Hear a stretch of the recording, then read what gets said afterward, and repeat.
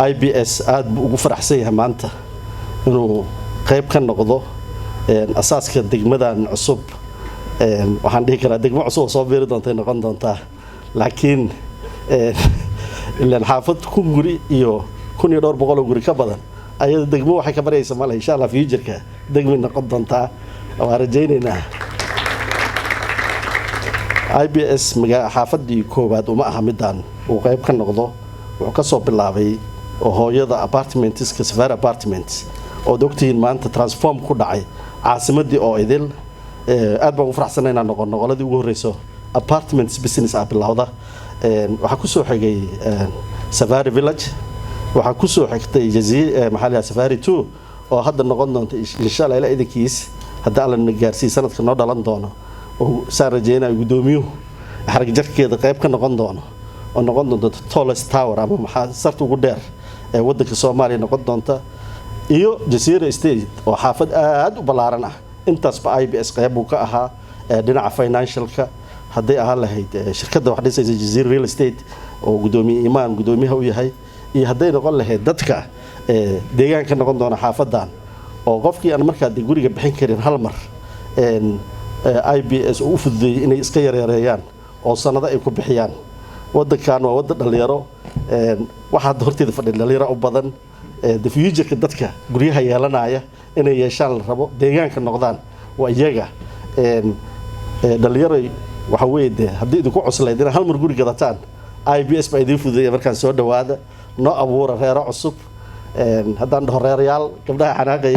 reero cusub noo abuura waxaan rabaa gudoomiye maanta marqaati ka tahay inaan facekii koobaad oo Jazeero aad xariga nooga goysay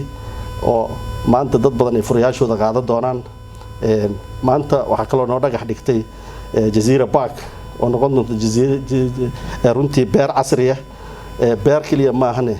waxay ka kooban tahay 3 shay biyo fara badan iyo restaurantyaal waterfalls leh ama meel biyaha ka soo daadanayaan leh sidoo kale cagaar dhul cagaar ah sidoo kale alcaabtii ilmaha intaas ay Jazeera Park ka koobnaan doonaa waa dhul intaas oo boqol oo boos ku fadhiya waaye waxaan rajaynayaa magaalada dadka entertainmentiga aad ugu dhibadneed inay helaan meel ay galabtii ku soo nastaan jimcooyinkooda ku soo qaataan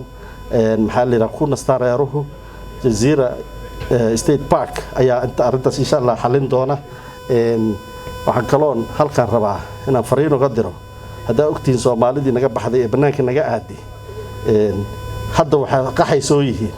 oo wala soo qaxay waxaan rajaynayaa gobolka Banaadir inuu diyaar garoobo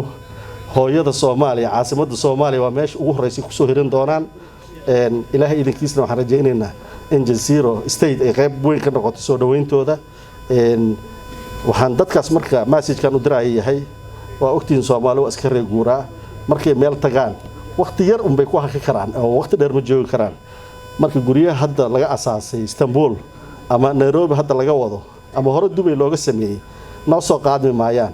dhulkiina hooyo waa dhaxalka saxda ah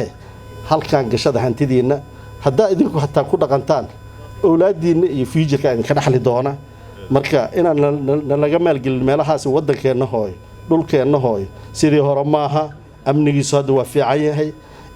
waa dhul soo jiidasho leh gadaasheeda waxa ka muuqda waa wax adduunka la gata badii quruxdeedii iyo bilicdi baa ka muuqata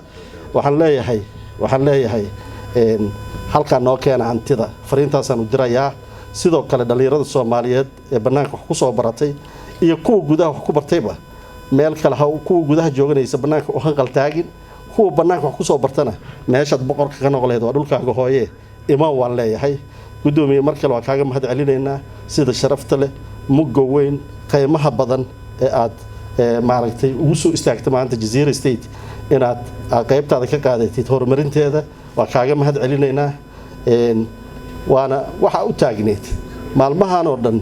mar aad jid cusub dhagax dhigaysid iyo mid dhamaaday mar aad furaysid bay ahayd maanta inaad Jazeera State furtid sharaf iyo qiimo noo tahay soo dhawaad ku leenahay mar kale